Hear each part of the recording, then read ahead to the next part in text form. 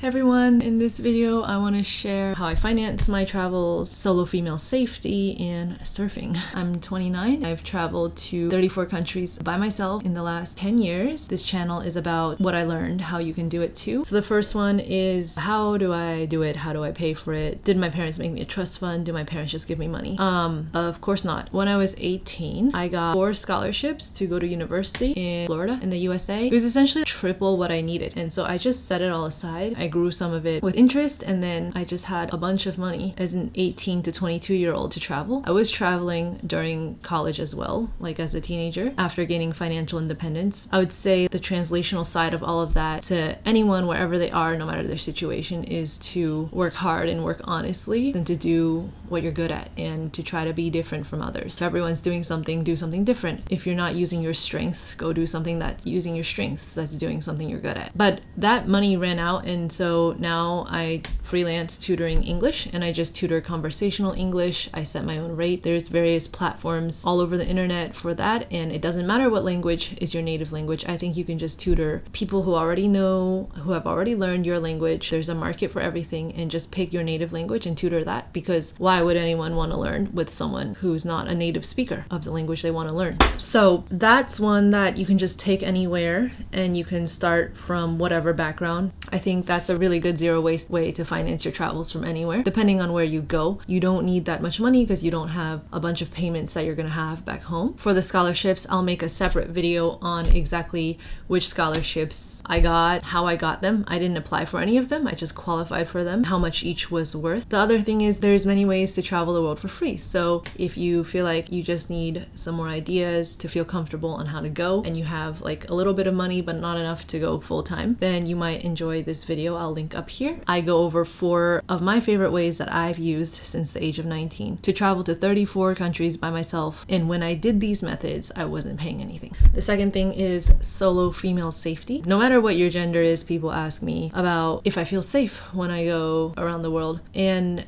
I just feel the same. I don't feel 100% safe anywhere as a woman just out there, but I didn't on campus in the United States or at home in the United States either. I would never run alone in the dark. I would always ask people to take me home or walk with me at night. Here in Vietnam, where I am now, it just feels super safe, and I don't feel the need for that most of the time. But around the world, the rule of thumb is like certain neighborhoods wherever you are in the world, and certain neighborhoods of certain cities can be really dangerous and you don't go there, and certain cities and neighborhoods of those cities are completely different and completely the same as everywhere else in general, the same as home. If a country is in political unrest or it's clearly not a good option, then I wouldn't go to that country. But I'm talking about the vast majority of attractive destinations to travel to. I personally had a great time in India, and it was one of the safest. I felt really comfortable with the men in India in general. I really had no hesitations to do anything. I often remember like sitting down on a bus and people would like move away from me because they saw I was like a girl alone, and I felt so like always taken care of because there were so many people all the time in India, like on the trains, and there was no issues like being alone and then sleeping with like 5 strangers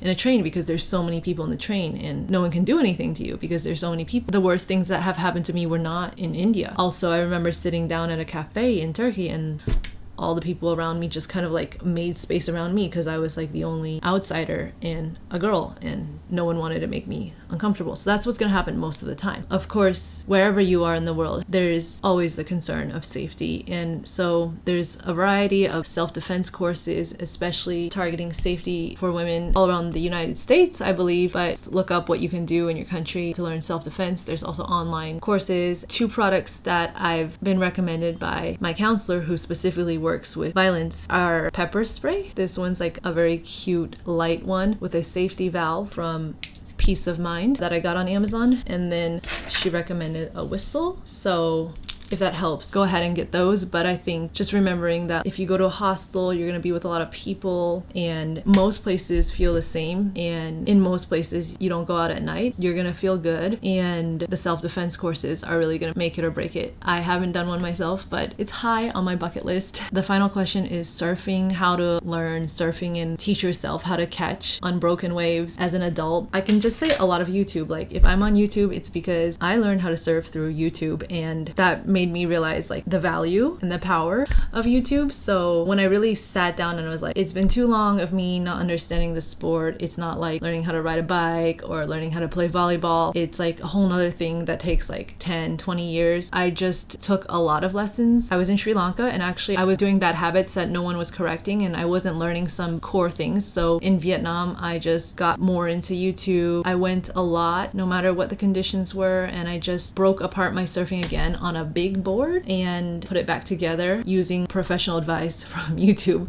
I'd follow channels with pros. I'll link two of my favorite videos to help get you started, and a few channels that really helped me be completely independent and just feel like at this point I can go to a normal, friendly spot and look at the boards that are available and be able to have a good time. We can ask all the questions in the world, but everyone's way is different, and I think if you just do it, you're gonna learn how to do it on the way. Don't hesitate to ask me anything more about these topics and any topic in the comments, and I'd love to hear what videos you would like me to make about all of my travels and doing it alone. I hope everyone has a great day.